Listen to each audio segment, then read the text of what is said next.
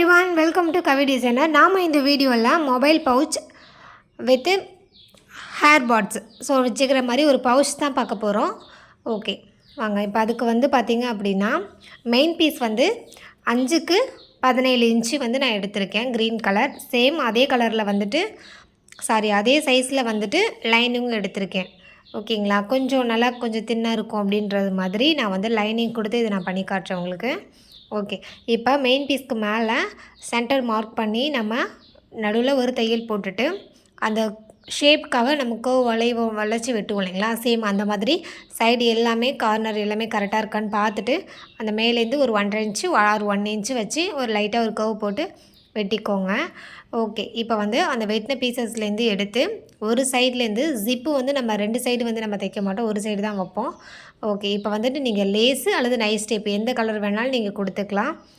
நான் இப்போ நான் நைஸ் டேப்பு தான் கொடுக்குறேன்.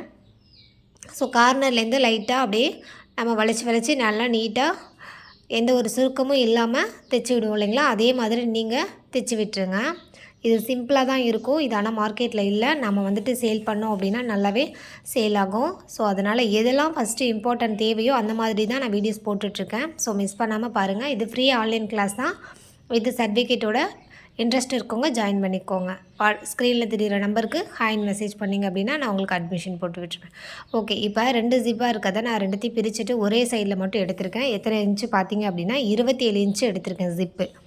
ஓகே, என்னோடய வீடியோ ஸ்கிப் பண்ணாமல் பாருங்கள். ஏன்னா நான் மெஷர்மெண்ட்டெல்லாம் நான் யூஸ் பண்ணும்போது தான் சொல்லியிருக்கேன். ஸோ அப்போ தான் உங்களுக்கு புரியும். இடையில ஸ்கிப் பண்ணிவிட்டு நீங்கள் டவுட்டுன்ற மாதிரி கேட்குறீங்க. இடையில ஸ்கிப் பண்ணாமல் பாருங்கள்.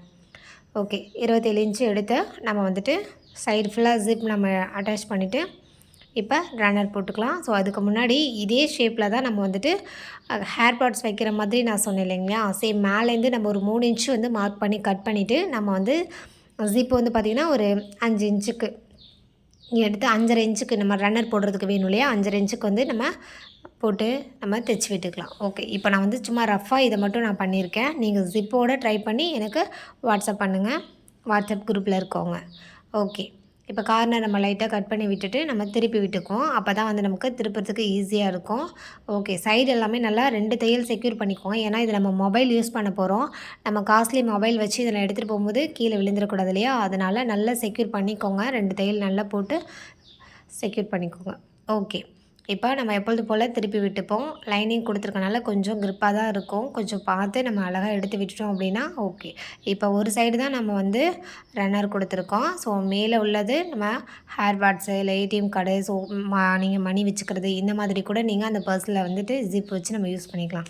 ப்ளூ கலர் இதில் காட்டுறேன் பார்த்தீங்களா, ஸோ அதுதான் நமக்கு ஹேர் பாட்ஸு, ஸோ மணி அந்த மாதிரி எதுவுமே நீங்கள் வச்சுக்கலாம். தேங்க்யூ ஃபார் வாட்சிங்.